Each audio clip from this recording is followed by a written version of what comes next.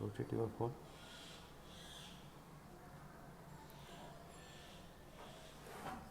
आपल्याला फोन आहे ना, अच्छा बसणार नाही ना बरोबर.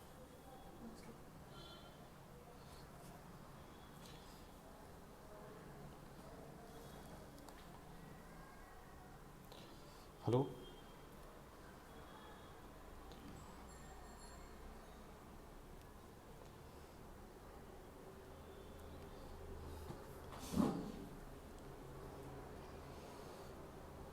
हॅलो गायकी sir. Hello.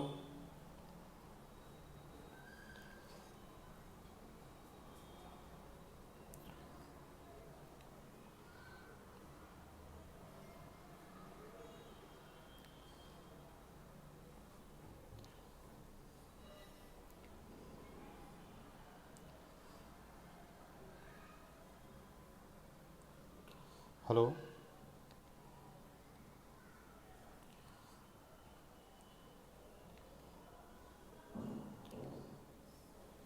Hello Shubham. Hello. ते फेसबुकवाल्याला फोन म्हणा चालू स्टार्ट झालं. कर. रामकृष्ण हरी. स्मार्ट परतवाडा जे फेसबुक चॅनल आहे याच्यामध्ये मला काही बोलायचे या विषयावर, जे कीर्तनातून जनजागृती या संबंधाने बोलायला सांगितलेलं आहे. आणि बहिरम कमिटी, सप्ताह कमिटी परतवाडा यांच्या माध्यमातून मला ही सेवा प्राप्त झालेली आहे. कीर्तन हे माध्यम मुक्त होण्याचं आहे. मानवी जीवन जगत असताना परमार्थ हा केवळ मुक्ततेकडं नेतो, इतर सगळ्या गोष्टी ह्या बद्धतेकडं नेत असतात. आज जो कीर्तनाचा विषय आहे हा भारूड अशा प्रकारचा विषय आहे. संत हे अनेक प्रकारे आपल्याला मार्गदर्शन करतात. त्यातल्या त्यात संसाराचे विषय घेऊन परमार्थ सांगणारे हे केवळ संत आपल्याला पाहायला मिळतात. किंबहुना आज परमार्थाचा विषय जर आपण बघितला तर परमार्थातून संसार करणारे बरेच आपल्याला कीर्तनकार, भागवतकार हे पाहायला मिळतात. पण संसाराचा कसा परमार्थ करावा यासाठी आपण संताकडं पाहायला पाहिजे, संतांच्या चरित्राकडं पाहायला पाहिजे, संतांचे जे आणि हे बघत असताना जे भारूड हा विषय जो आहे हा अत्यंत महत्त्वाचा अशा पद्धतीचा आहे. भारूड हा शब्द साधारणतः 2000 ते 2500 वर्षापूर्वीचा आहे. भारूडाचा जो काही शब्द आपल्याला पाहायला मिळतात तो बहुरूढ या शब्दातून आपल्याला पाहायला मिळतो. बहुरूढ या शब्दाचाच अपभ्रंश होऊन नंतर भारूड हा शब्द तयार झालेला आहे. मानवभाव पंथामध्ये जे रुद्रपूर दर्शन जो ग्रंथ आहे त्याच्यामध्ये सुद्धा आपल्याला पाहायला मिळतो की रातप्रभेचे किडे मेंढिया शृंगारती भारुडे. तर तिथपासून आपल्याला त्या भारुडाचा आपल्याला उगम आपल्याला पाहायला मिळतो. पण या भारुडाचं विशेष लोकांपर्यंत पोहोचवण्याचं काम संत नामदेवरायांनी केलेलं आहे, एकनाथ महाराजांनी केलेलं आहे, ज्ञानोबारायांनी केलेलं आहे, तुकोबारायांनी केलेलं आहे. विशेष म्हणजे एकनाथ महाराज जवळपास 150 विषय घेऊन समाजापर्यंत आलेले आहेत. कारण ज्या लोकांना जी वस्तू समजते त्या वस्तूतून जर मनुष्यांना परमार्थ सांगितला तो त्यांना कळतो, नाही असं नाही. म्हणजे अवघड असणारा परमार्थाचं ज्ञान सोपं करून सांगण्याची पद्धत, हातोटी केवळ संतांमध्ये आहे. आणि आज परमार्थ एवढा वाढीला लागला पण त्याचे परिणाम आपल्याला पाहायला मिळत नाही. सोपा असणारा परमात्मा, सोपी असणारी भक्ती अवघड करून सांगणं, विद्वत्तेचं प्रदर्शन निर्माण करणं आणि मी कोणी आहे असा विषय सांगणं हे काही बरोबर नाही. कोणीतरी कमेंट आलेली आहे, तुमचा परिचय थोडक्यात द्या. माझा परिचय असा आहे की मी बहिरम समिती कमिटीचा एक सेवक या नात्यानं मी इथं आहे. माझं नाव संजय अलोनी आहे. मी आळंदीमध्ये राहतो आणि आळंदीमध्ये माझा व्यवसाय आहे. व्यवसायाने मी इंजिनियर आहे. यापेक्षा मला वाटते जास्त परिचय देणं चांगलं नाही. आणि परमार्थामध्ये परिचय म्हणजे मी एक साधक आहे, जोग महाराज वारकरी शिक्षण संस्थेचा. याच्यापेक्षा जास्त परिचय देणं मला वाटतं योग्य होणार नाही. असू द्या. आपला महत्त्वाचा जो विषय आहे भारूड हा विषय बघत असताना त्याचं आपण बघितलं की बऱ्याच वर्षापासून भारुडाचं आपल्याला पाहायला मिळतं की सिंपल अशी भाषा असते आणि त्या सिंपल भाषेतून, सोप्या भाषेतून अवघड असं तत्त्वज्ञान समाजापर्यंत पोहोचवण्याचं काम संत महात्मे करत असतात. आणि संत महात्मे करत असताना या भारुडाचे जे काही 3 प्रकार आपल्याला पाहायला मिळतात. एक भजनी भारूड आहे, दुसरं जे भारूड आहे हे सोंगी भारूड आहे आणि तिसरं जे भारूड आहे हे कूट अशा प्रकारचं भारूड आहे.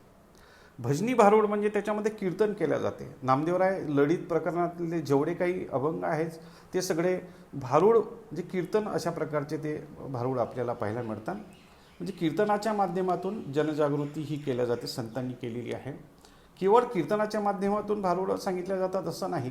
एक सोंगी नावाचा दुसरा प्रकार आहे, सोंगी भारूड म्हणतात. त्याच्यात अभिनय केला जातो. अभिनयातून तत्त्वज्ञान लोकांसमोर सांगितलं जातं. कारण तत्त्वज्ञानाने मनुष्य मुक्त होतो आणि ते तत्त्वज्ञान येनकेन प्रकारे करुणी सायाचं शिकवती हे संत आपल्याला सांगत असतात. वास्तविक पाहता जर रामायण जे आपल्याला समजा कथाकार सांगतात, आता काही कथाकार रामायण सांगतात की अजून काही सांगतात तो भाग वेगळा, पण एखाद्याने समजा कथा सांगितली आणि तेच जर आपण रामानंद सागर जे TV आहे त्याच्यात जर आपण बघितलं तर जे चित्रित केलेलं असतं ते आपल्या स्मृती ज्ञानामध्ये लवकर एक्सेप्ट होतं, आकलन त्याचं होतं, ते बुद्धी लवकर ग्राप्स करते. आणि म्हणून पंचदशीमध्ये पण तो विषय आलेला आहे चित्रदीप नावाचा. म्हणजे चित्रातून आपल्याला ते तत्त्वज्ञान सांगतात, म्हणजे सोंग करून अभिनय करून ते सांगतात असं आहे. म्हणजे जगाच्या कल्याणाकरता ते सोंग करून सांगतात, नाही असं नाही. आता सगळ्यांचे सोंग झाले पण जगाच्या कल्याणाकरता नाही, स्वकल्याणाकरता सुद्धा नाही, विषय भोगण्याकरता अशा पद्धतीचं ते चालू आहे. असू द्या, तो विषय आपला याच्यामध्ये आपल्याला नाही आहे. तिसरा जो प्रकार आहे तो कूट अशा प्रकारचे भारूड आहेत. कूट भारूड कशाला म्हणतात की त्याच्यामध्ये शब्द वेगळे आहेत पण अर्थ मात्र नाही आहे. त्याचा लक्षार्थ आपल्याला करावं लागतं. शब्दशः तसे आपल्याला अर्थ करता येत नाही. मुंगे उडाले आकाशी, तिने गिळले व सूर्याशी अशा प्रकारचे जे काही अभंग आहेत ते अभंग आपल्याला त्या कूट भारुडामध्ये आपल्याला टाकता येतात. मागे मी तुम्हाला व्हॉट्सअपवर पाठवलं होतं की काट्याच्या आणीवर वसविले गावं, 2 ओसाळ तिथं एक वसवीचे ना, असं जे भारूड आहे की ज्या भारुडाचा उपयोग राजकारणी लोक विधानसभेमध्ये करतात.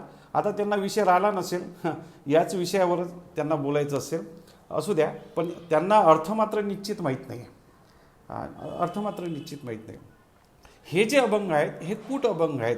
हे शब्द आपल्याला कळतात पण त्याचा अर्थ कळत नाही. आज जो अभंग आपण घेतलेला आहे तो शंकिनी आणि डंकिनी या प्रकरणातला आहे. हा कूट अभंग आपल्याला म्हणता येतो. याच्यामध्ये शब्द आपल्याला कळतात पण त्याचा अर्थ मात्र आपल्याला करता येत नाही. मी सुरुवातीला हा अभंग म्हणून दाखवतो, नंतर भारुडाचे काय विषय असतात तो विषयाकडे आपण जाऊ. हाट करुनी घराशी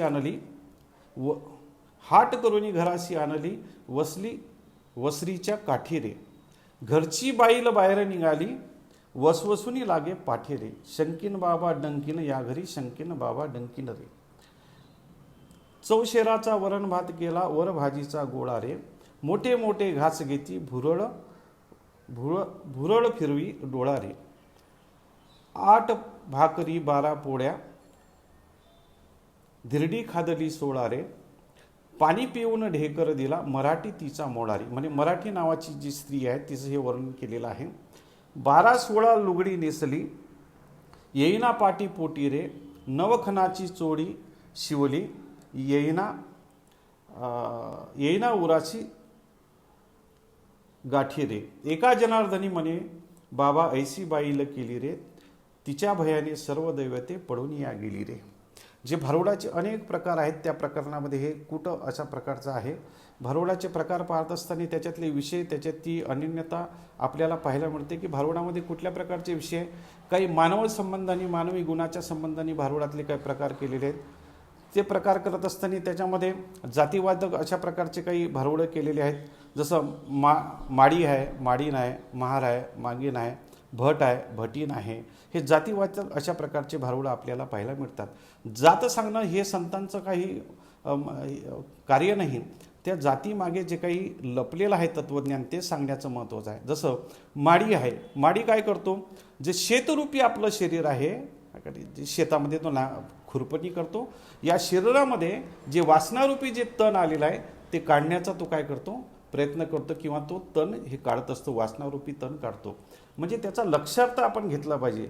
जातीवादक हा लक्षार्थाने जर आपण घेतला तर मला वाटते जाती धर्मामध्ये जे काही द्वेष पसरवण्याचं काम सगळे साधू संत म्हणून घेणारे हरिभक्त करतात, मला वाटते ते बंद झाल्याशिवाय राहणार नाही.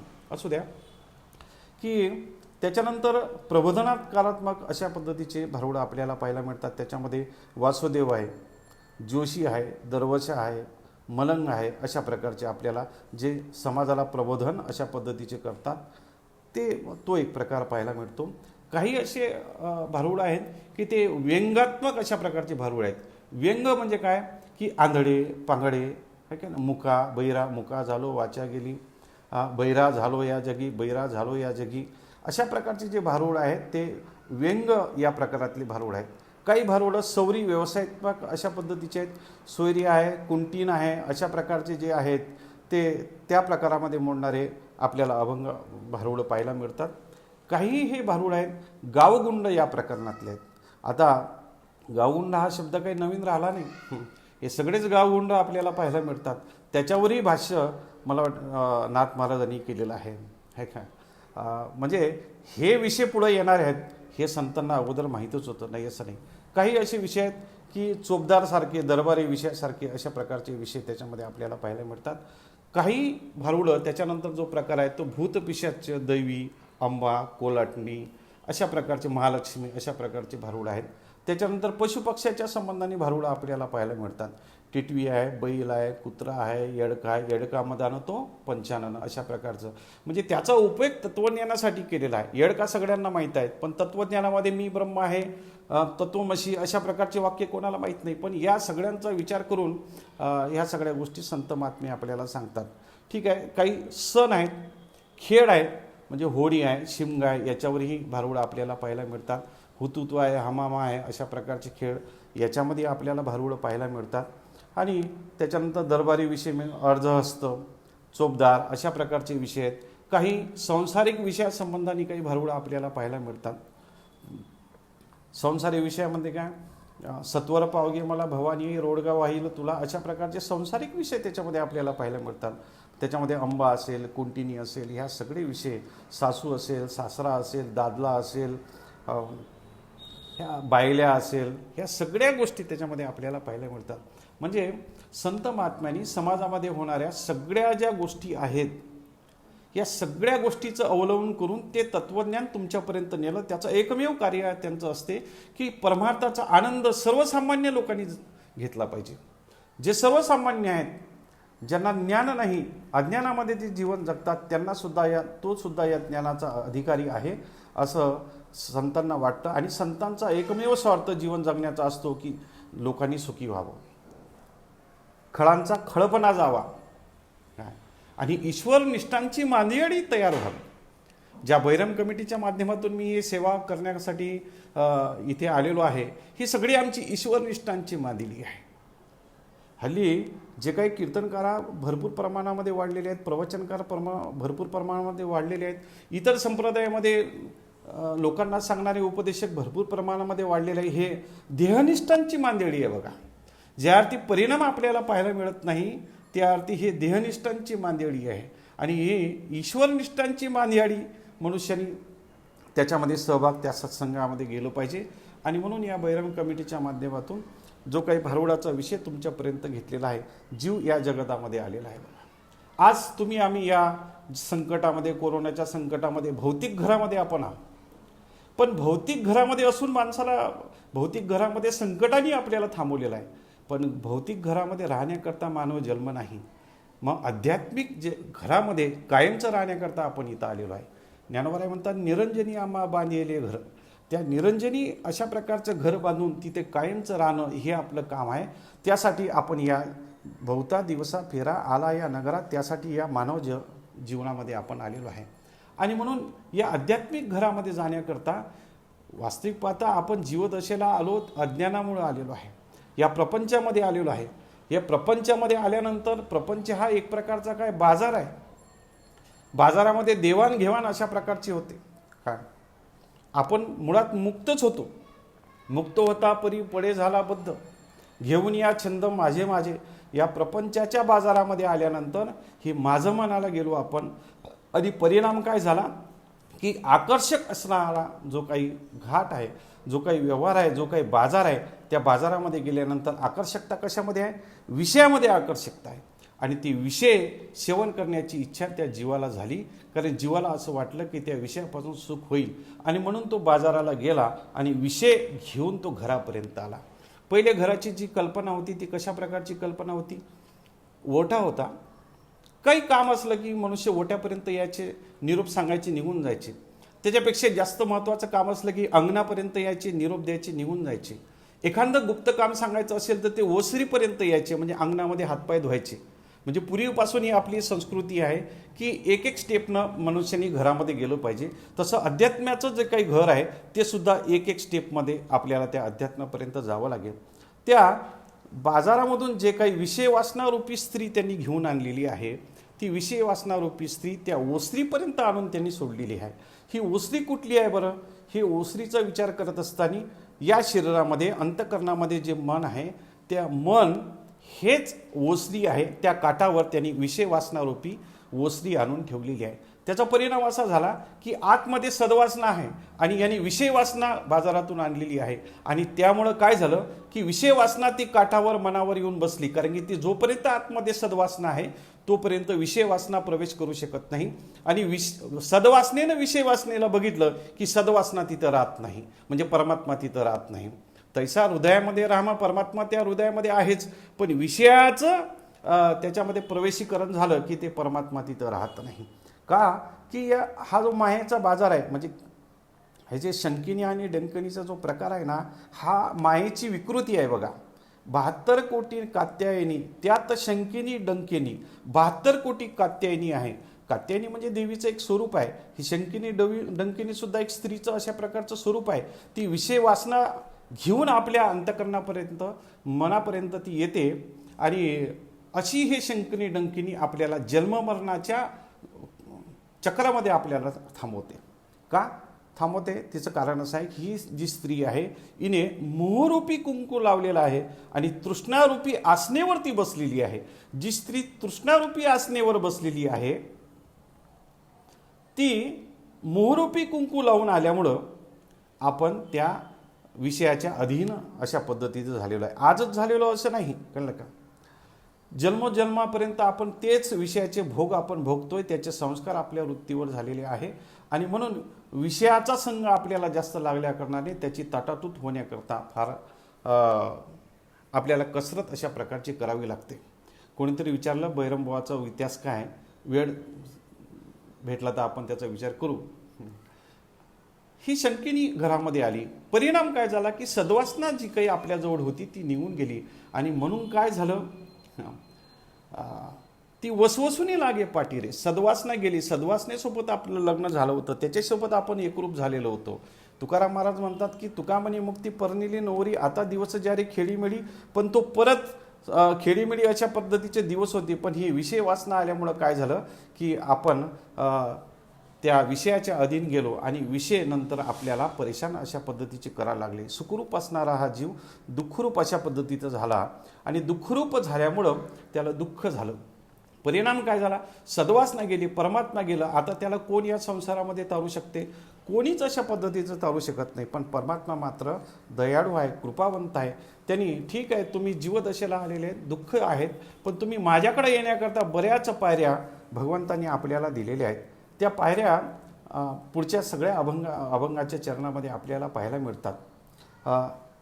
लक्षात घ्या की ही जी वसवसून लागलेली आहे, जे स्त्री आपल्या पाठीला लागली आहे, ती विषयवासना आपल्या पाठीला लागलेली आहे, ती आपल्याला भगवंतानी जीवन जगण्याकरता जे भोजन दिलेलं आहे, जे भोजन करून जिवंत राहून आपण त्या परमात्म्याची प्राप्ती करून घेणार आहे, ते वसवसून लागल्या पाठीमागं तिला भूक लागली, आणि भूक लागल्यामुळं आपल्याला जे दिलेलं जेवण आहे तिनं ते फस्त केलेलं आहे. कुठल्या प्रकारचं जेवण आहे होते? चौशेराचा वरण भात केला, वर भाजीचा गोडा रे. आपल्याला कुठल्या प्रकारचं भगवंतानी भोजन दिलेलं आहे? चौशेराचा भात, 4 शेराचा भात आपल्याला दिलेला आहे. कुठले कुठले शेर आहेत ते? एक शेर जो आहे तो धर्माचा आहे, दुसरा शेर जो आहे तो अर्थाचा आहे, तिसरा शेर जो आहे तो कामाचा आहे, आणि चौथा शेर जो आहे तो मोक्षाचा असा आहे, त्या मोक्षापर्यंत आपल्याला जायचं आहे. त्या मोक्षापर्यंत जाण्याकरता आपल्याला धर्मापासून सुरुवात करायची आहे. हल्ली जे कलियुगामध्ये जे जीवन आहे, धर्म हा प्रथम स्थानी येतच नाही बघा. त्यांचा प्रथम स्थानी सगळ्यांचं जे काही आहे ते अर्थच आहे. आज कीर्तनकाराला जर आपण बोलवलं तर धर्माच्या गोष्टी नसतील, ते फोनवर फक्त मला किती तुम्ही देणार याचा विचार, म्हणजे अर्थापासून सुरुवात असल्या कारणाने मोक्षाचा कोणीही अधिकारी आपल्याला या कलियुगामध्ये सहजासहजी आपल्याला पाहायला मिळत नाही. म्हणजे धर्म हा महत्त्वाचा आहे. धर्मावर सगळी भिंत आपली अवलंबून आहे. धर्म हा पाया आहे. कशाला म्हणतात धर्म?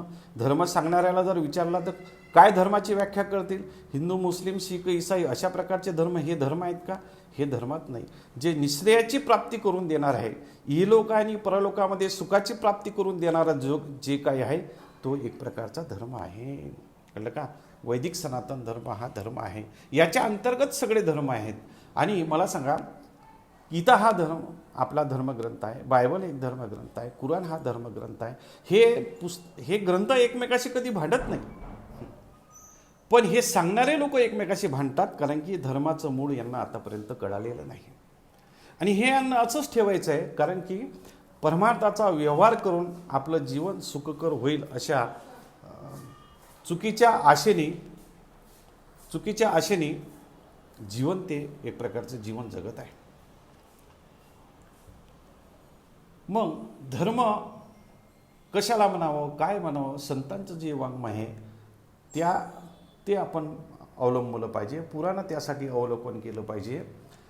संतांच्या संगतीमध्ये गेलं पाहिजे, सत्पुरुषाच्या संगतीमध्ये केलं पाहिजे. धर्म काय, अधर्म काय याचा विचार आपण केला पाहिजे. धर्माचा विचार संत महात्मे ऋषीमुनी आपल्याला सांगून गेलेले आहेत. धर्म आहेत. कीर्तनकाराचा धर्म काय? कीर्तनामध्ये संत महात्म्याच्या चर्चा कराव्या, देवाचं स्वरूप सांगावं, देवाचे गुणवर्णन करावं, हा लक्षात. निष्काम सेवा करावी, कीर्तनाकरता घेतलेला अभंग म्हणावा, सेवेकरता घेतलेला अभंग म्हणावा आणि सेवेचं फळ मागावं, हे त्याचा अधर्म अशा पद्धतीचा आहे. धर्म तुकोबरायांनी सांगितले. तुकोबरायाचे अभंग एक सांगायचा आणि दुसऱ्याचं आचरण सांगण्याकरता भरपूर आहेत. या जगतामध्ये सांगणारे भरपूर आहेत, गल्लोगल्ली सगळे सांगणारे आहेत, आचरण करणारे मात्र कोणीच नाही. धर्म सांगणारे सगळेच आपल्याला पाहायला मिळतात. ज्ञानोबरायाच्या काळामध्ये धर्म सांगणारे सगळेच होते, नाही असं नाही. आचरण करणारे कोण होते? आचरण करणारे कोणी नव्हते. आणि आचरण करणारे कोणी नव्हते म्हणून त्यांना देहदंडाची, त्यांच्या आईवडिलाला शिक्षा अशा पद्धतीची द्यावी लागली. धर्म सांगणारे आजही आहेत, नाही असं नाही. पण आचरण कोण करतोय? महाराज. आचरण जसे करपात्रीची महाराज भागवत करायचे,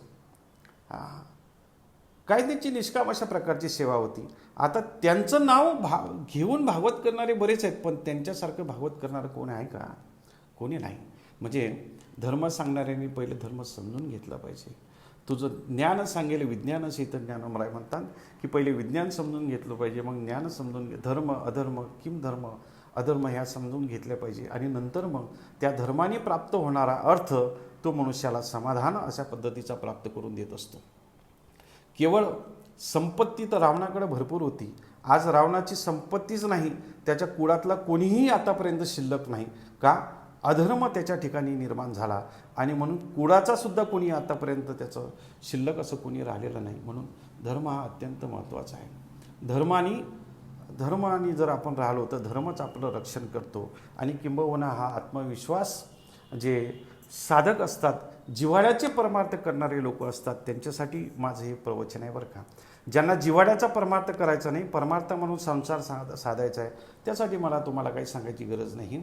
आणि मी हे सांगत नाही. जरी या फेसबुकचं जे टायटल आहे की मला काही बोलायचं आहे, तर मला काही बोलायचं नाही.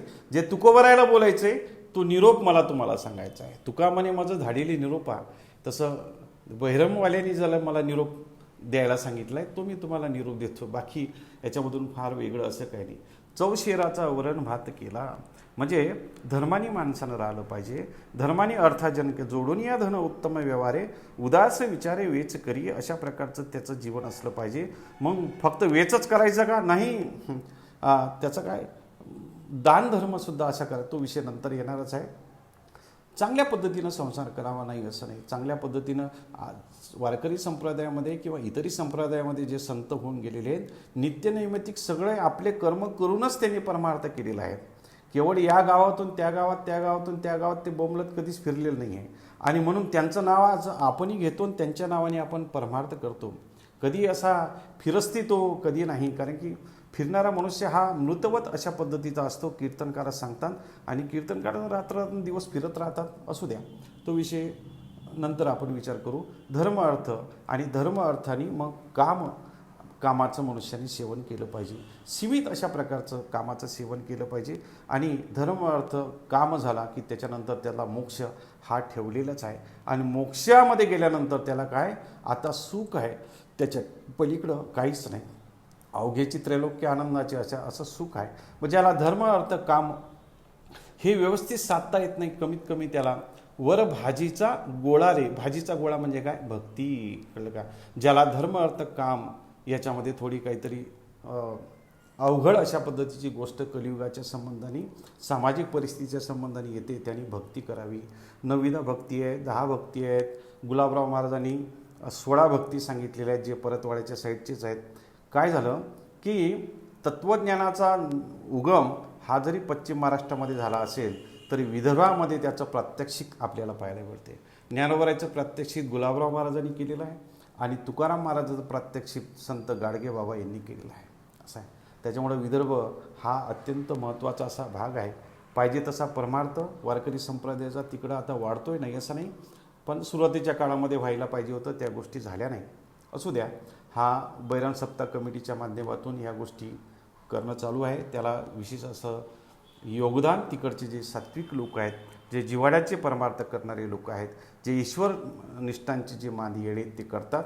असो, म्हणजे चौशेराचा वरण भात केला, वर भाजीचा गोळा रे, एवढं आपल्याला भगवंतांनी दिलेलं आहे. पण ही विषय रूपी जी स्त्री आपल्या जीवनामध्ये आलेली आहे ती काय करते, धर्माला खाऊन टाकते, अर्थाला खाऊन टाकते, कामालाही खाऊन टाकते आणि मग मोक्षाचा प्रश्न राहत नाही. आणि भक्ती काय, जयाची भक्ती भोगासाठी. सगळी भक्ती भोगासाठीच आहे बघा, नाही असं नाही आहे. भोग भोगण्याकरता सगळी भक्ती चालू आहे. आणि म्हणून ती विषय वासनारूपी जी भक्ती जी स्त्री आहे, या सगळ्यांचा काय करते, मोठमोठे घास घेते, मोठे ते घास घेऊन ती फस्त करते. आणि फस्त मग अजून तिची भूक शमली नाही म्हणून ती काय करते, भुरळ फिरवी डोळारे. आपले जे डोळ्याची जी भुरळ आहे ती बघते इकडे तिकडे की मला काय आता खायला भेटणार आहे, अजून मला काय खायला भेटणार आहे, कारण तिची भूक शांत होत नाही. जोपर्यंत आपल्याला ती मारून टाकत नाही तोपर्यंत बघा तिची भूक शांत होत नाही. कशा प्रकारची भूक मारून टाकते, ठीक आहे, भक्ती नाही जीवनामध्ये, धर्म नाही, अर्थ नाही, काम नाही, मोक्ष करता आला नाही, तरीसुद्धा आपल्याला नवीन एका मार्गातून आपल्याला सुरुवात करता येते, जे अष्टांग योग अशा प्रकारचे आहेत. त्याचं वर्णन करत असताना सांगतात की 8 भाकरी 12 पोळ्या, धिरडी खादडी सोडा रे, आणि पाणी पिऊन ढेकर देती मराठी तिचा मोडा रे. ही अशी जी स्त्री आहे ती मराठी अशा प्रकारची आहे असं सांगतात नाथ महाराज सांगतात. नाथ महाराज सांगत असताना की ती 8 भाकरी माझ्या वाटेला जे काही भगवान परमात्म्याने दिले, जी साधना दिलेली ती साधना मी करायला लागलो. आणि साधना करत असताना तिनं ती 8 भाकरी खाऊन टाकल्या, 12 पोळे खाऊन टाकल्या, आणि 16 प्रकारचे जे धिरडे आहेत ते धिरडेसुद्धा खाऊन टाकले. जे चवीसाठी आपण जे वापरतो त्याला काय म्हणतात, धिरडे अशा प्रकारचे म्हणतात. असं हे कुठल्या 8 भाकरी आहेत, हे कूट अभंग आहे, मी तुम्हाला सांगितले 8 भाकरी कुठले आहेत. म्हणजे हे या मार्गाने सुद्धा परमात्म्याची प्राप्ती करून घेता येते. ज्याच्या ठिकाणी धर्म नाही, ज्याच्या ठिकाणी अर्थ नाही, ज्याच्या ठिकाणी काम नाही, त्याला मोक्ष प्राप्त होत नाही. ज्याच्या ठिकाणी भक्ती नाही त्याला मोक्ष प्राप्त होत नाही. ठीक आहे, मग तुम्ही काय करा, दुसरे अधिकारी असाल तर तुम्ही काय करा, तुम्ही 8 भाकरी तुम्ही काय जमा करा. भगवंतानी तुम्हाला दिलेल्या कुठल्या 8 भाकरी आहे, यम नियम आसन, हे शरीराच्या संबंधाने 3 भाकरी आहेत. यम नियम आसन, प्राणायाम प्रत्याहार धारणा, हे मनाच्या संबंधाने 3 भाकरी आहेत, आहे का नाही. नंतर ध्यान आणि समाधी ह्या 2 भाकरी. ध्यान हे जीवाच्या संबंधाने आहे आणि समाधीमध्ये शून्यत्व आहे. समाधीमध्ये कशाचाही प्रकार नाही, ते शून्य अशा प्रकारची अवस्था आपल्याला पाहायला मिळते. हे 8 प्रकारच्या भाकरी आपल्याला पाहायला मिळतात. यम आहे, यम कशाला म्हणतात, नियम कशाला म्हणतात. आपण जर परमार्थिक असेल तर आपल्यामध्ये हे गुण असणं अत्यंत आवश्यक आहे.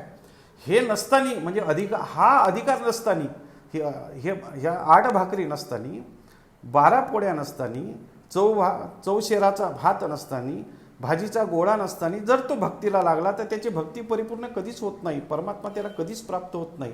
मग यम नियम आसन कशाला म्हणतात, यम नियम आसन यम त्याला म्हणतात महाराज, की जो अहिंसा, सत्य, अस्तेय, ब्रह्मचर्य आणि अपरिग्रह याला म्हणतात यम. साधकाच्या जीवनामध्ये, परमार्थिक जीवनामध्ये ह्या गोष्टी असल्या पाहिजे. अहिंसा त्याच्या ठिकाणी असली पाहिजे. आता अहिंसा म्हणजे कोणाला कापून खाणं एवढीच काही हिंसा होते असं नाही. त्याला कापून खाणं नाही म्हणजे अहिंसा, अशा काही प्रकार होत नाही. कशाला म्हणतात हिंसा, कशाला म्हणतात अहिंसा, कशाला म्हणतात? जैन धर्मामध्ये तोंडावर फडकं बांधतात. आता तर सगळेच बांधायला लागले, तो भाग सोडून द्या. त्याच्यामध्येही स्मॉल असे पार्टिकल्स असतात, जीवजंतू असतात जे डोळ्याने दिसत नाही तरी ते जाऊन त्या फडक्यामध्ये जाऊन कुठंतरी थांबतात, मरतात. ते सुद्धा हिंसा होत नाही का? हिंसा त्याला ज्ञानोबांनी फार, दुसऱ्याचं मन दुखावणं हीच एक प्रकारची काय हिंसा आहे. हे सगळं काही करायचं आणि दुसऱ्याचं मन फडकं बांधायचे, सगळं बांधायचे, दुसऱ्याला शिव्याशाप द्यायचा, हा काय एक प्रकारची हिंसाच आहे. तुम्ही म्हणसान भाजीपाला आपण कापतो, मग ही हिंसा होणार नाही का? असं लक्षात घ्या की मधुमक्खी जी असते, मधाची जी माशी असते, ती एखाद्या फुलापर्यंत जाते, एका परागापर्यंत जाते, आपल्याला हवं तेवढं, मिळेल तेवढं, झेपेल तेवढं फक्त मध त्याच्यापासून, त्या परागकणापासून घेते आणि आपल्या पोळ्यापर्यंत ती जाते. त्या फुलाला हलकासा धक्कासुद्धा लागत नाही. त्या फुलाला सुद्धा वाटते की त्याला कल्पनासुद्धा नाही की तो कधी आला आणि कधी माझ्यातलं त्यांनी मध घेतला आणि कधी तो निघून गेला. प्रकृती ही अशीच आहे. प्रकृतीचा आस्वाद घ्या, आपल्याला हवं तेवढं त्याच्यातून घ्या. सुरुवातीच्या काळामध्ये गॅस नव्हते तर काय लाकडं जमा करायचे. त्या रामायणामध्ये तो प्रसंग आहे बघा, की लवकुश ते ओले लाकडं तोडायला लागले. ते सीतामाईनं त्यांना सांगितलं की हे करायचं नाही. हे प्रकृती आहे, प्रकृतीचा नियम असा आहे की आपल्याला हवं तेवढं घ्यायला पाहिजे. आणि जे वाढलेले लाकडं आहेत, जे संपलेलं आहे, त्याचं जीवनत्व संपलेलं आहे, अशाचा उपयोग आपण आपल्या जीवनामध्ये केला पाहिजे. आज जे महामारीचं संकट आहे त्याचं एकमेव कारण काय? एकमेव कारण हेच आहे की आपण प्रकृतीला जपलं नाही बघा, आणि म्हणून प्रकृती आपल्याला जपायला तयार नाही. आमचे परम मित्र बोबडे महाराज, दिलीप बोबडे महाराज यांनी मला प्रश्न केला होता की आपण जर त्या प्रकृतीला जपलं नाही तर प्रकृती आपल्याला कसं जपेल? म्हणजे महामारी येणं न येणं हे भगवंताच्या आज्ञेमध्ये आहे. कर्माचे सगळ्यांना फळ मिळत असते, त्याच्यामध्ये आपण हस्तक्षेप करू शकत नाही. असू द्या की हे 8 भाकरीमध्ये जो यम आहे त्याच्यामध्ये अहिंसा आहे, त्याच्यानंतर सत्य आहे. सत्य बोललं पाहिजे. ज्ञानोबा सुद्धा म्हणतात की बाबा माझ्या वाचेला ही काही ज्ञानेश्वरी आलेली आहे, माझ्या वाटेला परमेश्वराचं नाम आलेलं आहे, त्याचं एकमेव कारण माझ्या जीवनामध्ये जर काय असेल, माझी या सत्यवादाचे तप वाचा केली बहुत कल्प. मला सांगा, ज्ञानोबासारख्या व्यक्तीला म्हणावं लागलं, साधू संतांना म्हणावं लागलं की किती जन्म मी हे वाचेचं तप केलं मला सांगता येणार नाही, आणि त्यावेळेस माझ्या मुखाला परमेश्वराचं नाम आलं, पांडुरंगाचं नाम आलं, की बहुना ज्ञानेश्वरीसारखा जो ग्रंथ माझ्या मुखाला आलेला आहे, माझ्या वाचेला जे तप आलेलं आहे, मी म्हणेल तशा प्रकारचं ज्ञानोबांनी आशीर्वाद दिला. स्त्रीचा तो पुत्र झाला का? वाचेची शक्ती आहे, तप अशा प्रकारचं आहे. हल्ली तप कोणाच्या ठिकाणी राहिलं नाही महाराज. गल्लोगल्ली हळू सगळ्या ठिकाणी आपल्याला खोटं बोलावं लागतं, खोटं बोलल्याशिवाय व्यवहार होत नाही असा आपला भ्रम आहे. आलं का लक्षात? सत्य बोलल्याने काही दिवस तुम्हाला त्रास होईल नाही असं नाही, पण तो त्रास जोपर्यंत आपण हिऱ्याने त्रास सहन केल्यावरच हिरा तो होतो. एखादा दगड आहे, दगडाने घाव सहन केल्यानंतर तो हिरा होतो. सुरुवातीच्या काळामध्ये सत्य या जगतामध्ये करत असताना थोडा त्रास होतो, नाही असं नाही, परिस्थितीला तोंड द्यावं लागतं, नाही असं नाही, पण त्याचे फळ मात्र फार चांगले अशा पद्धतीचे आपल्याला पाहायला मिळतात. आणि म्हणून जसं ज्ञानोबा म्हणतात की सत्य बोललंच पाहिजे, सत्य बोललं पाहिजे. म्हणून अहिंसा आहे, सत्य आहे, त्याच्यानंतर काय तप आहे. अहिंसा, सत्य, अस्तेय म्हणजे चोरी कुठल्याही प्रकारची आपण केली नाही पाहिजे. चोरी ही निषिद्ध सांगितलेली आहे. पूर्वीच्या काळामध्ये चोरी ही कला म्हणून प्रसिद्ध होती. कोणी चोरी करू शकत नाही, चोरीची एक प्रकारची कला आहे. पण तुम्ही जर म्हणता भगवान श्रीकृष्णांनी चोरी केली पण ते कोणाची, कशाची चोरी केली? जे खाद्यपदार्थ आहे त्याची चोरी केलेली आहे. इतर सोनं नाणं ऐश्वर्य देणाऱ्या ज्या काही गोष्टी आहेत त्याची काही चोरी केली नाही. त्याचं पाप लागत नाही. जर खाण्यापिण्याच्या वस्तू केल्या तर त्याचं पाप लागत नाही, पण त्याची गरज असायला पाहिजे.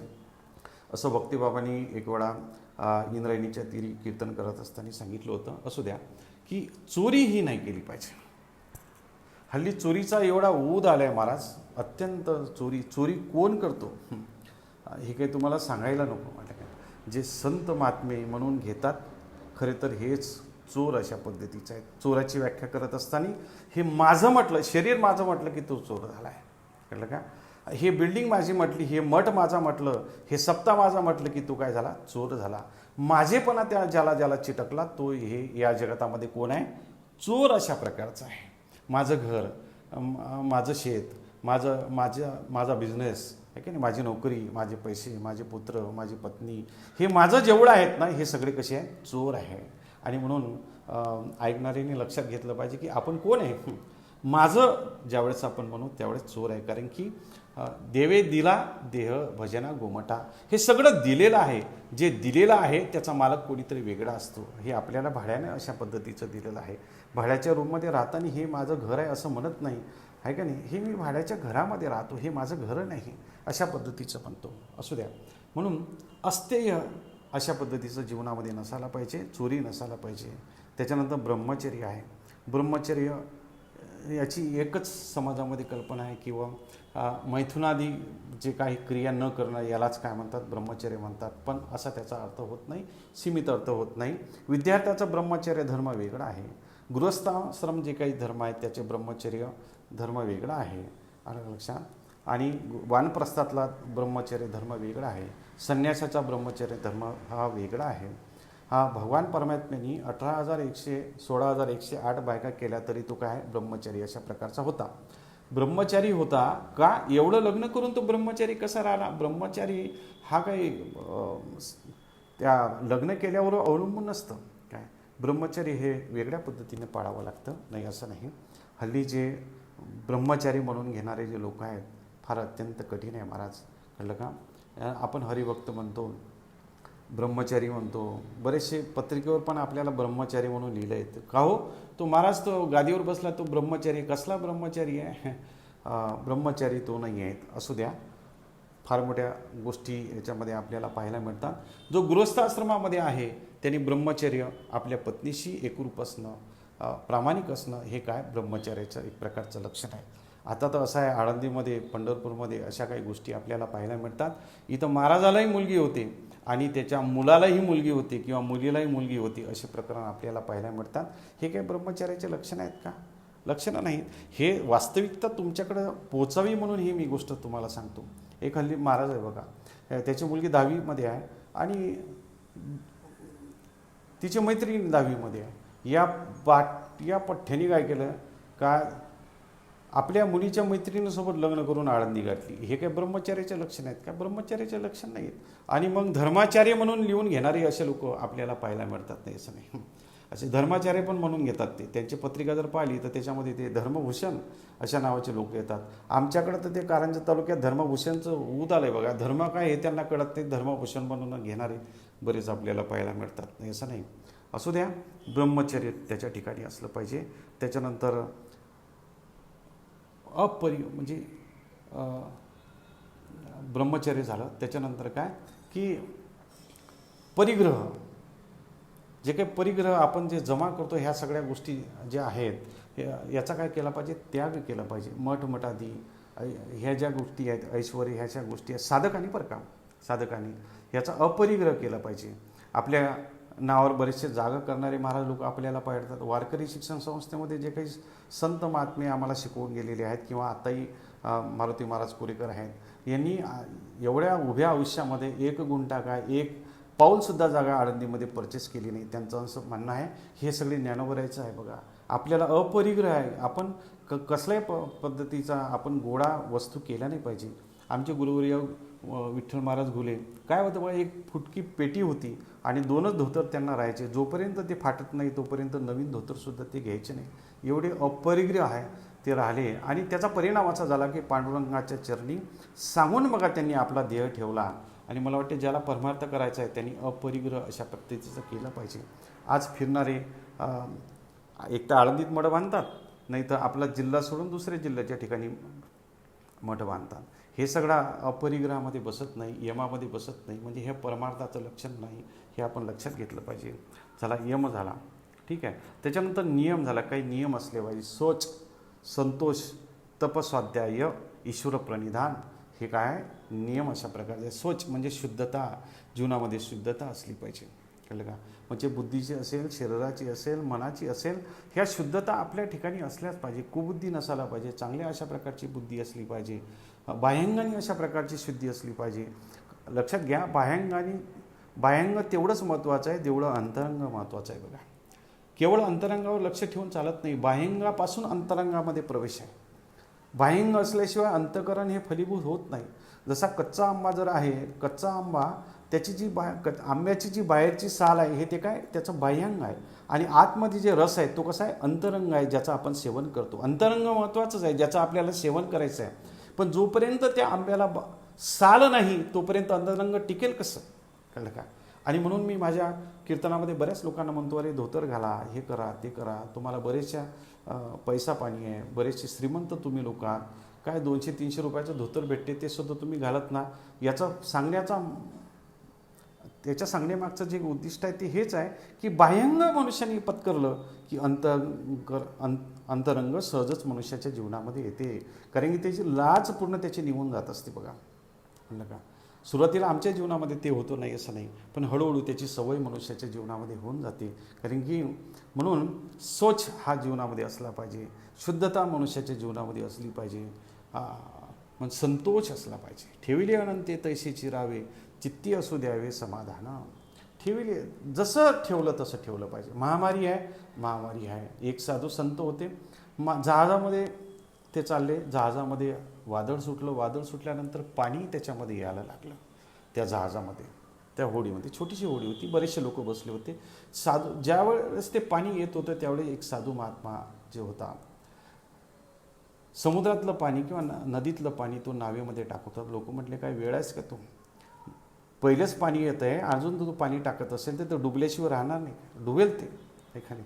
ते म्हटले की बाबा परमात्म्याची जर इच्छा आहे की ही नाव डुबायला पाहिजे तर त्याला परमात्म्याच्या कार्यामध्ये मी सहकार्य करतो, अशा प्रकारची भावना त्याच्या ठिकाणी असली पाहिजे. म्हटलं वास्तविक ती नाव डुबली नाही, तो दृष्टांत भाग आहे, पण त्याच्या ठिकाणी संतोष असला पाहिजे. जे मिळेल त्याच्यात समाधान असलं पाहिजे. आज संतोष सांगणारे कीर्तनकार हे संतोषी आहेत का? संतोष नाही आहे, कुणालामध्ये संतोष नाही. कित्येक असे लोक आहेत की गावाच्या शिवाडीपासून वापस येणारे लोक आहेत, आणि किती पॉकेट भरलं हे मोजता येत नाही सर्वांच्या समोर. म्हणून एखाद्या खोलीमध्ये किंवा बहिर्दशेला एखाद्या संडासामध्ये जाऊन बघणारी माणसं नंतर वापस येणारे आणि गोरगरिबाचा पैसा लुबाडणारी माणसं काही कमी आहेत का? भरपूर आहे. बरं, यांना काही देवाने कमी दिलं आहेत का? हेच सांगतात की प्रारब्धेची वाढे धन, प्रारब्धेची वाढे मान. आणि मान सन्मान सगळं प्रारब्धानी वाढतो. आणि मग पत्रिकेमध्ये असाच फोटो छापा असे म्हणणारे काही कमी आहेत होय? कमी नाही. आणि एवढेच घेणारे काही कमी आहेत का? कमी नाहीत, बरेच असे आहे. आणि याला सर्वस्वी जबाबदार कीर्तनकाराचं असं नाही आहे की सर्वसामान्य जनता ही सुद्धा तेवढीच अशा प्रकारची जबाबदारी आहे. किंवा जे गावातले सप्ते करणारे जे लोक आहेत ना, ते सुद्धा या परमार्थाच्या वाईट दशेला ते सुद्धा तेवढेच अशा प्रकारचे जबाबदार आपल्याला पाहायला मिळतात. मला माहिती आहे की आमच्या भागामध्ये येणारे कीर्तनकार येतात, आळंदीकर लावतात, भागवताचार्य लावतात, रामायणाचार्य लावतात. आणि मी आळंदीत असल्याकारणाने त्यांचे काय इथं कारणं मिळते हे सगळे मला कल्पना असते नाही येत नाही. आणि लोक म्हणतात, ओहो आमच्याकडे हे महाराज आले होते. आता त्यांना काय सांगायचं, त्यांची श्रद्धा असते. या लोकांनी श्रद्धेचा व्यापार तुमच्यासोबत केलेला आहे, एवढंच त्याचं उत्तर आहे बघा. असू द्या, संतोष जीवनामध्ये असले पाहिजे. जे मिळेल चोकोबारा संतोषी होती बघा. ढोरं वळण्याचं काम करायचे तरी संतोष अशा प्रकारे त्यांच्या जीवनामध्ये होता नाही असं नाही. संतोष, तप असलं पाहिजे, कळलं का. जसं मी मागाशी म्हणून गेलो की ज्ञानोबराच्या ठिकाणी वाचीचं तप अशा पद्धतीचं तप केलं पाहिजे माणसाने. तपाशिवाय पर्याय नाही, कष्टाशिवाय जसा पर्याय नाही तसं कष्ट हेच तप आहे, कळलं का. कष्ट हेच अशा प्रकारचं तप आहे. स्वाध्याय केला पाहिजे. स्वाध्याय म्हणजे काय, इतर कोणी पुस्तकं लिहायचे आणि त्याचं आपण वाचन करायचं, याला स्वाध्याय म्हणत नाही. सिद्धांत श्रवण ज्याला म्हणतो, परंपरेनं आलेलं जे श्रवण आहे त्याला काय म्हणतात, स्वाध्याय म्हणतात. वारकरी संप्रदायामध्ये जसं वासकरांचा फळ आहे, आचरेकरांचा फळ आहे, गंगू काका शिरवळकरांचा फळ आहे, जोग महाराजांची संस्था आहे, साखरे महाराजांची संस्था आहे, जयराम बाबाची संस्था आहे. हे परंपरेनं आलेलं ज्ञान घेणं म्हणजे स्वाध्याय अशा प्रकारचं आहे. कोणी उठाचं, काही घ्यायचं, काही करायचं, कळलं का. आणि सिद्धांत नाही, वाक्य नाही, संतांच्या अभंगाची सोडवणूक नाही, अशा प्रकारचं श्रवण कितीही केलं तर त्याचा काही उपयोग आपल्या जीवनामध्ये होईल का? होणार नाही. सिद्धांत श्रवण केलं पाहिजे, स्वाध्याय केलं पाहिजे, जो ब्रह्मनिष्ठ आहे त्याचं श्रवण मनुष्याने जीवनामध्ये केलं पाहिजे. हे आम्ही जे बैरमला कीर्तनं भरतो ते सगळे अशा पद्धतीचे ईश्वरनिष्ठ लोक ज्यांच्या जीवनामध्ये साधन आहे, परंपरेनं ज्ञान आलेलं आहे, त्यांनाच आम्ही बोलवतो. त्याचा परिणाम असा आहे, ते कदाचित एक वेळा विद्वान नसतील, कारण विद्वान आणि विद्वत्तेने मनुष्य मुक्त होत नाही, साधनेनं मनुष्य मुक्त होतो, पवित्र अशा प्रकारचा होतो. आणि म्हणून मनुष्याने जीवनामध्ये स्वाध्याय केला पाहिजे. रोज काहीतरी आपल्या डायरीमध्ये लिहिलं पाहिजे, रोज काहीतरी आपल्या धर्माचं जो त्या धर्माचा जो ज्या पंथाचा असेल त्यानं त्याचं सेवन केलं पाहिजे. आमच्याच पंथाचं सेवन करा असा अट्टास करू नका. आपण सगळ्या परमात्म्याचे लेकरे आहेत. आणि आजच ईद असल्यामुळे भगवान तुकोबाऱ्यांनी सुद्धा त्या अल्ला नावावर काय लिहिलेलं आहे बघा, अभंग लिहिलेला आहे. मग तुकोबाऱ्यांनी जर त्यांना ते नाव जर परमात्म्याला दिलं असेल, आपल्या रामामध्ये जर ते अल्ला बघत असेल, तर आपण त्याचा द्वेष करण्याचा काय अर्थ आहे? द्वेष करू नये माणसांनी. असू द्या. ईश्वर प्रणिधान, ईश्वरावर निष्ठा असली पाहिजे, कळलं का? ईश्वर आपलं भरण पोषण करतो अशा प्रकारची निष्ठा त्याच्या ठिकाणी असली पाहिजे. हे सगळं नियम आहे. आसन आहे, वैश्य रामदेव बाबाचे आसन आपण करतो, ते आसन आहे कारण की आपल्याला समाधीपर्यंत जायचं ना, त्याच्यामुळे यम असला पाहिजे, नियम असला पाहिजे, आसन असलं पाहिजे, प्राणायाम असला पाहिजे, म्हणजे श्वासावर कंट्रोल करणं. श्वास आपला कुंभक रेचक म्हणा अशा पद्धतीचं श्वास त्याच्या ठिकाणी असलं पाहिजे, त्याला प्राणायाम म्हणतात. प्रत्याहार त्याच्यानंतर सांगितलं आहे. प्रत्याहार कशाला म्हणतात? आपल्या इंद्रियाची जी ऊर्जा आहे, जी एनर्जी आहे, ती वेस्टेज न जाता त्याला अंतर्मुख करणं, इंद्रियाला आतमध्ये काय आहे ते दाखवण्याचा प्रयत्न करणं, इंद्रियाची एनर्जी वेस्ट न करणं. जे पाहायचं तेच पाहिलं पाहिजे, नाही का? डोळे तुम्ही घ्या रे सुख, पहा विठोबाचे मुख, तुम्ही ऐका रे कान माझ्या विठोबाचे गुण. म्हणजे इतरांचे गुण ऐकणं हे काही महत्त्वाचं नाही, ती एनर्जी वेस्ट अशा प्रकारचे. इंद्रिय काही विशिष्ट वयापर्यंतच ते व्यवस्थित कार्य करतात. जोपर्यंत ते कार्य करतात तोपर्यंत त्याचा योग्य उपयोग केला पाहिजे. जोवर हे सगळं सिद्ध आहे, हात चालावया पाये, तवतू आपले सोयीत पाये, तीर्थयात्रे जाये चुकू नको. म्हणजे इंद्रिय जोपर्यंत चांगले आहेत त्याचा उपयोग आपण आपल्या जीवनामध्ये केला पाहिजे. इंद्रिय आहेत,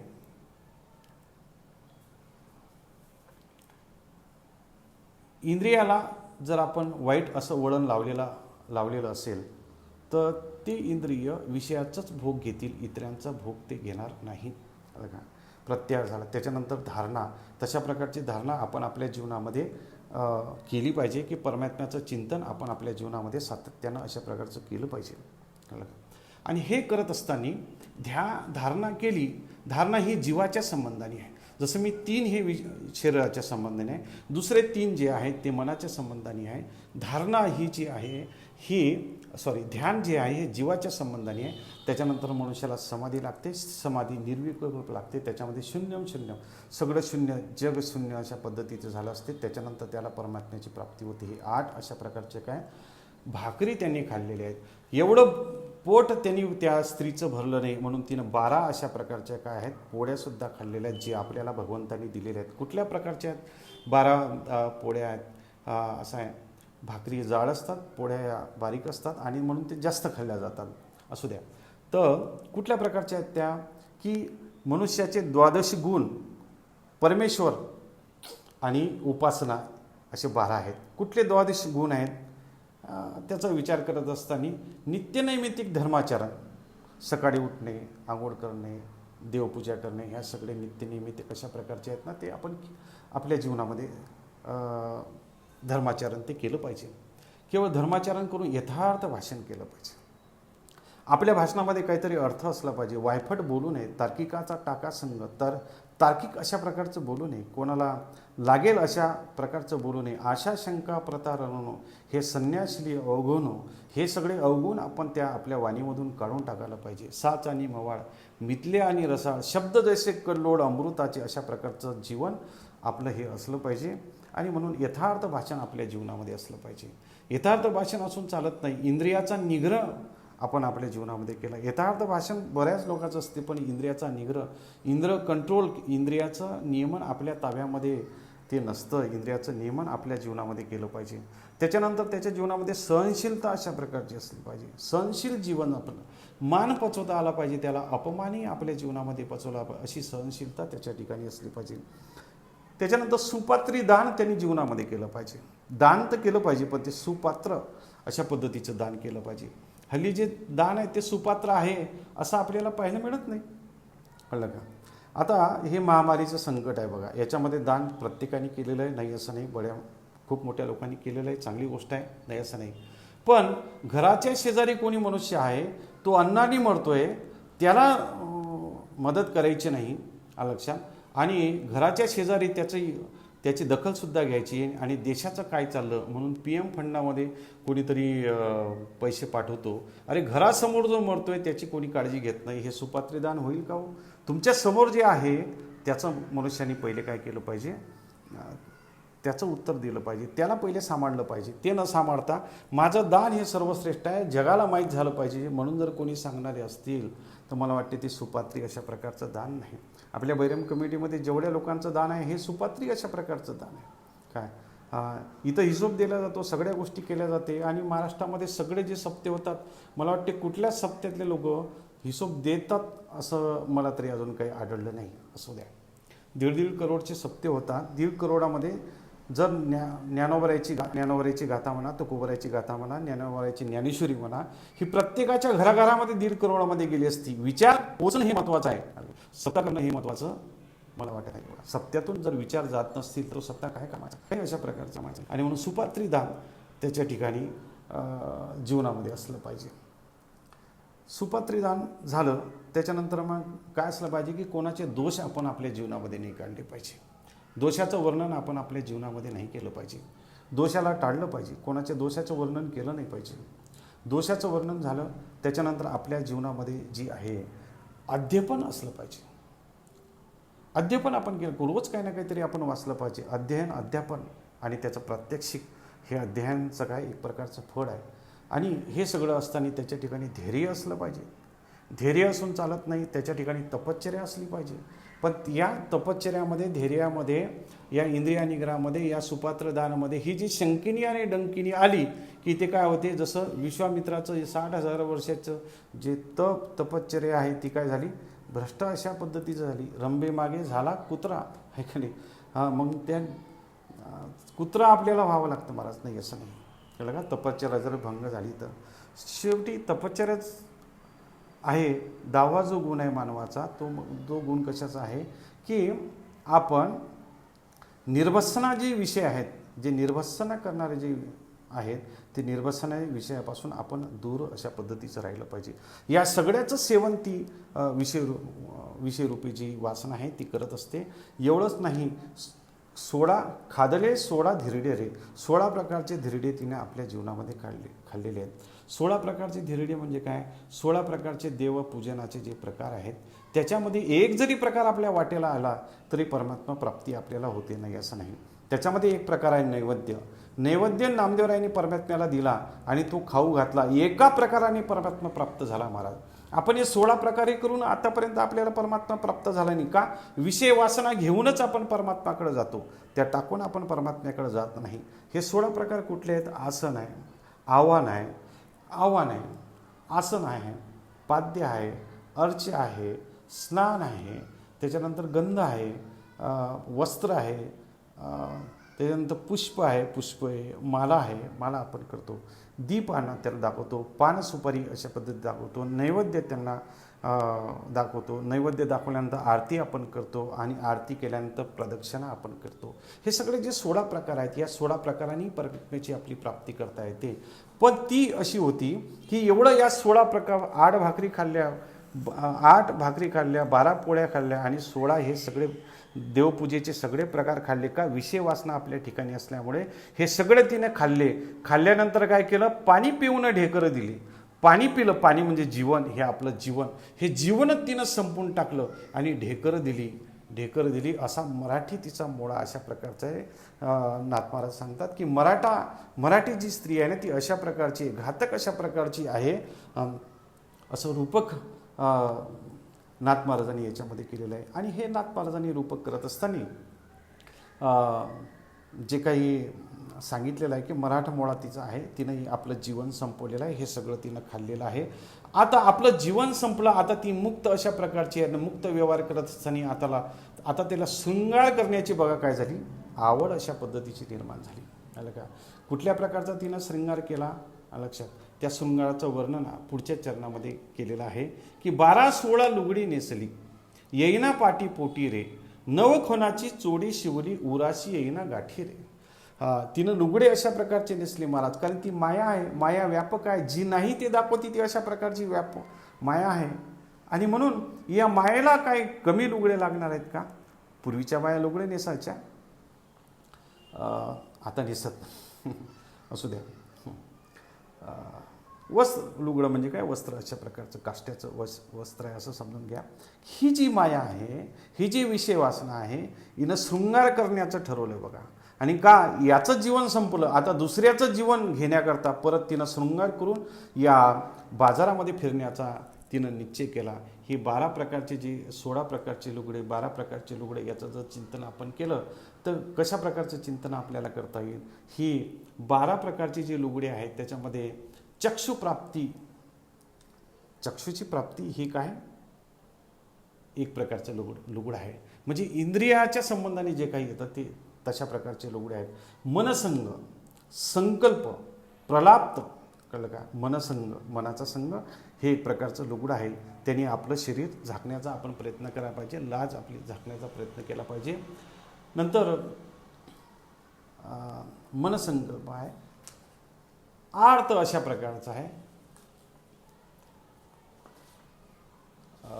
नुपुरे आहे, चंदन अशा प्रकारचं आहे, कंचुकी आहे, शीर आहे, हार आहे, मोती आहे, केश आहे, नुपुरे, चंदन, कबरपट्टा, तोडे, तांबूल, बांगड्या आणि चतुरता हे सगळे त्याच्या ठिकाणी ती स्त्री धारण करते. धारण करून काय करते? ती बाजारामध्ये जाते, म्हणजे शृंगार करते. जी काही शृंगाराचे प्रकार आहेत ते शृंगाराचे 12 आणि 16 अशा प्रकारचे शृंगाराचे प्रकार आहेत. तिचे कुंकू अशा प्रकारचं आहे, काजळ अशा प्रकारचं आहे. लक्षात, कुंकू जसं मी मगाशी सांगून गेलं, कुंकू काय करते? आपल्याला मोहरूपी कुंकू ती आपल्या माथ्यावरती लावते आणि माथ्यावर लावून ही बाजारामध्ये जाते. मग अजून जे काही आपल्याला प्रकार आपल्याला पाहायला मिळतात की लुगड्याचे चक्षुप्राप्ती, मनसंग, संकल्प, प्रलाप्त, जागर, कार्श्य, ऐहिती, लज्जा, त्याग, सज्वर, उन्माद आणि मूर्छता, हे 12 ही चक्षुप्राप्ती, प्रलाप्त, जागर, कार्श्य, ऐहिती, लज्जा, त्याग, सज्वर, उन्माद आणि मूर्छता हे अवस्था आहेत. जीवनाच्या ह्या अवस्था आहेत. हे 12 अशा प्रकारचे लुगडी ती घालून काय करते? शृंगार अशा प्रकारचे करते. नंतरचे 16 आहेत ते अशा प्रकार, तेलाने अशा प्रकारचं स्नान करणं, म्हणजे ती कोणाच्या कचाट्यात सापडत नाही बघा. जे तेलाने पैलवान काय करतात? तेलाचं स्नान करतात आणि म्हणून ते कोणाच्या कचाट्यात सापडत नाही, म्हणून ती कोणाच्या कचाट्यात सापडत नाही, अशा प्रकारचं लुगडं तिनं घातलेलं असतं. शीर, कळलं का? शीर म्हणजे शय्यावरती निजलेली असते, तशा प्रकारची तिची काय शृंगारिक अशा प्रकारची लक्षणं आहेत. कुंचुकी म्हणजे चोडी ती प्रकारची घालते. कुंकू ती आपल्याला लावते, काजळ ती लावते, कुंडली आपल्या गालाला लागते, हार आपल्या गळामध्ये असते, हारामध्ये मोती ठेवते, तिचं केश विचरण्याचं ती काम करते. नुपुरे, चंदन, कमरपट्टा, तोडे, तांबूल, बांगड्या आणि चतुरता ही चतुर स्त्री कशी आहे? ती चतुर, काम वासनारूपी स्त्री कशी आहे? चतुर अशा प्रकारची आहे. कळलं का? तिचा चतुरपणा संपवायचा असेल तर आपल्याला काय करावं लागेल? चतुर मी झालो. संतांच्या संगतीमध्ये राहून आपण चतुर व्हायला पाहिजे आणि चतुर होऊन आपण ती जी चतुर आहे तिला मात आपण जीवनामध्ये केलं पाहिजे. असे 16 शृंगाररूपी लुगडं ती नेसते आणि लुगडं नेसल्यानंतर मग तिला चोडी तिनं शिवली होती की जी तिला घालायची होती. ती चोडी कशाची आहे? 9 खणाची चोडी शिवली. कळलं का? एवढे लुगडे नेसले पण पाठीपोटाशी ती आली नाही. अजून तिचं अंग कसं उघडच अशा पद्धतीचं आहे. एवढं लुगडं नेसलं तरी ती अंग कसं आहे? उघडच आहे. पण आता चोडीची काय अवस्था आहे? चोडीची अशी अवस्था, 9 खणाची चोडी तिनं शिवली. कुठली 9 खणाची चोडी आहे? 5 इंद्रिये आणि अंतकरण चतुष्टय. 5 इंद्रिय आणि अंतकरण चतुष्टय. जसं श्रवण, श्रोतेंद्रिय आहे का नाही, डोळ्याने आपण पाहतो, नाकाने आपण गंध घेतो, श्वास घेतो, सुगंध घेतो, जिभेने आपण चव घेतो आणि त्वचेने आपण स्पर्शाचं ज्ञान घेतो. हे कर्मेंद्रिया ज्यांनी ज्ञान या कर्मेंद्रियाचं त्याला ज्ञानेंद्रिय म्हणतात. हे ज्ञानेंद्रिय, या ज्ञानेंद्रियाची काय केली, तिनं चोरी केली. आणि चोरी केली नंतर काय, अंतकरण चतुष्टय म्हणजे मन बुद्धी चित्त अहंकार, म्हणजे 5 ज्ञानेंद्रिय आणि मन बुद्धी चित्त अहंकार असे मिळून जे 9 झाले, त्या 9ची तिने चोरी केली. आणि चोरी करून तिने पहिल्यावर त्या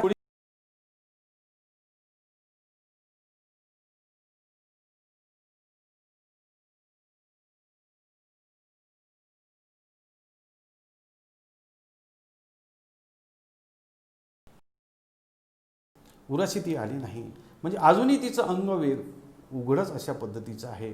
एवढं करूनही जीवनामध्ये उघडच राहतं. त्याचं कारण असं आहे की विषयाचा संग आपल्याला झाल्यामुळं आपण कितीही परमार्थ केला की त्याला काही सावध होऊन परमार्थ आपण आपल्या जीवनामध्ये केला पाहिजे. ऐकलं एक अभंगच आहे मध्ये, सावध झालो आलो हरीच्या जागरणा. हरीच्या जागरणाला यायला पाहिजे, पण सावध होऊन आला पाहिजे. आपण परमार्थ करायला लागलो, पण हे सगळे नियम जे मी तुम्हाला सांगितले, जवळपास 78 अशा प्रकारच्या गोष्टी मी तुम्हाला सांगितलेल्या आहेत, ह्या गोष्टी कुठं आपल्या जीवनामध्ये अजून अंगीकारलेल्या आहेत. म्हणून आपली वाट आपण काय केली पाहिजे, पहिली ठरवली पाहिजे की आपल्याला काय साध्य करायचं आहे. आधी सोजवड करावा मार्ग, आपला मार्ग आपण सोजवड केला पाहिजे. चालता ते मग गोवी नाही, तुकोबाराय म्हणतात की अगोदर आपला मार्ग आपण सोजवड केला पाहिजे, चांगला केला पाहिजे, शोधला पाहिजे. संत गती नाका होईना, पहिले सोजवड मार्ग करा आणि नंतर त्याच्यावर चालायला लागा. तुम्ही निश्चित तिथपर्यंत गेल्याशिवाय राहणार नाही. नाहीतर त्या कासवाच्या आणि त्या सच्याच्या गोष्टीसारखं तुमचं होईल बघा. हळूहळू का होईना, हळूहळू ढाये तिथपर्यंत तुम्ही गेल्याशिवाय राहणार नाही. जो ज्याचा अधिकार आहे त्या अधिकार ओळखून मनुष्याने आपण आपल्या जीवनामध्ये साधना केली पाहिजे. आणि हे साधना करत असताना सत्संगतीमध्ये जाऊन संतांचे वाङ्मय हाताळून, विद्वानाचे वाङ्मय तुम्ही हाताळू नका. फार मोठे विद्वान आळंदीमध्ये आहे बघा. मी त्यांची शंका घेऊन मारुती महाराज कुरेकडं बाबाकडे गेलो होतो. ते खोलीत म्हटले बघा, एरवी ते कीर्तनामध्ये त्यांचं अभिनंदन करतात, सगळं करतात, वाद नाही त्याच्यामध्ये. ते म्हटले, अहो साहेब, मला साहेब म्हणतात ते, साहेब तुम्ही त्यांचे पुस्तकं वाचत नका जायचं. मी म्हटलं का, बुद्धिभेद करतात ते. कळलं का, म्हणजे बाबांना नेमकं आपल्या शिष्यांना काय सांगायचं आहे की बाबा की तुम्ही काय करा, परंपरेनं जा, तुम्हाला निश्चित मार्ग सापडेल. एक तुमचा मार्ग तुम्ही ठरवा, त्या मार्गाला तुम्ही सोजवड करा आणि संतांच्या संबंधाने तो सोजवड करा.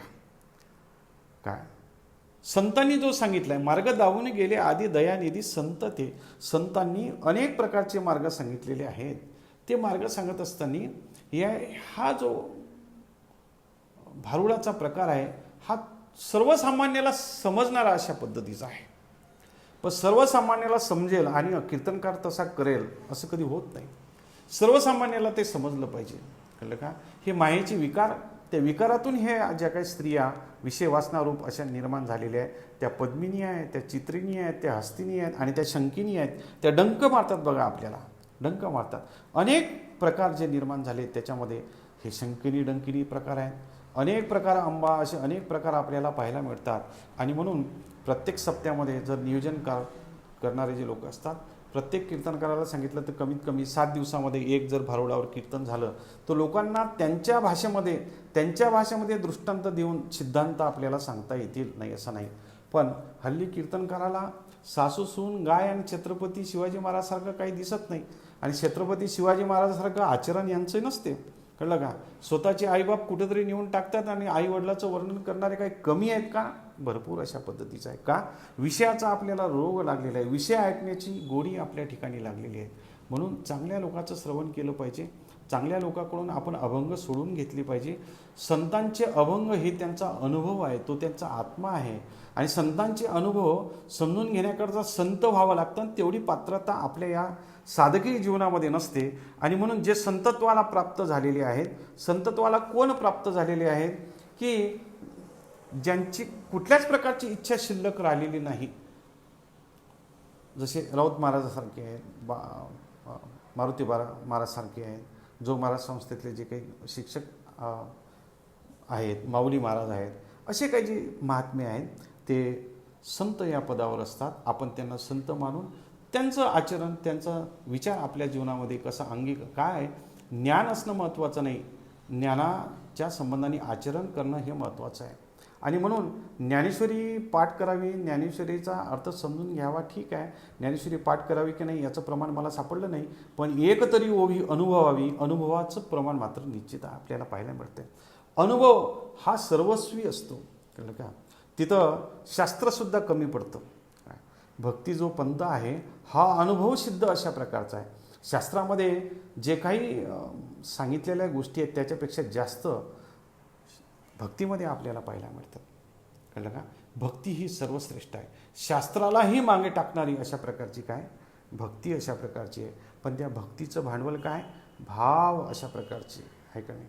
भावाने तो परमात्मा करतो. भाव बडे आकडे एरवी नाकडे, एरवी तो कळत नाही. आणि म्हणून ज्या कीर्तना भजनामध्ये प्रवचनामध्ये भाव उत्पन्न होतो, ज्या आयोजनामध्ये भाव उत्पन्न होतो, तिथे मनुष्याने आपलं जो काही अमूल्य वेळ आपल्या मानवी जीवनामध्ये भेटलेला आहे तिथं आपण श्रवण केलं पाहिजे.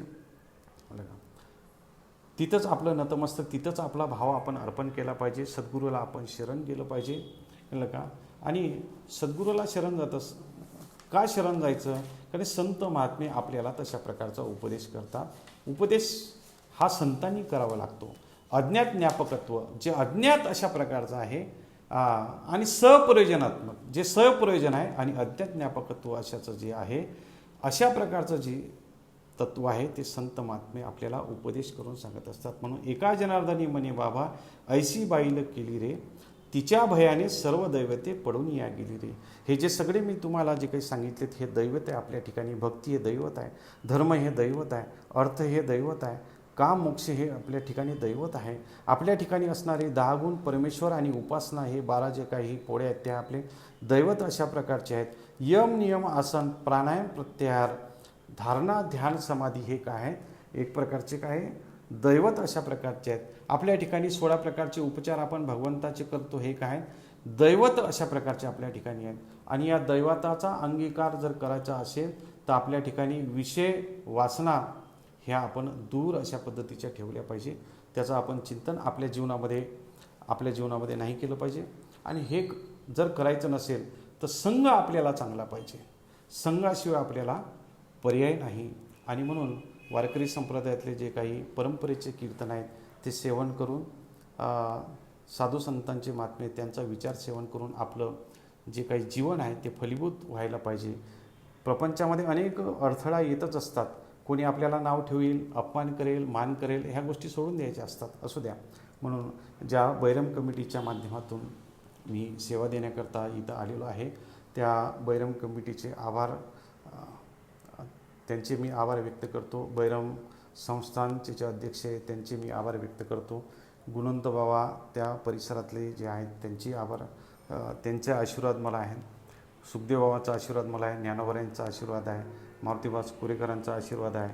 या सगळ्यांच्या आशीर्वादाने मी तुमच्याकडे त्यांनी जे मला शिकवलं आहे तेच मी तुम्हाला सांगण्याचा प्रयत्न केलेला आहे. म्हणून आपली जी वेळ आहे मला वाटते संपलेली आहे. मला एक रिक्वेस्ट करायची आहे स्मार्ट पतवाड्याला की हे निष्काम अशी सेवा आमची बैरम कमिटी करतात. प्रत्येक एकादशीला आमच्याकडे निष्काम कीर्तन करणारे बरेचसे मंडळी आहेत.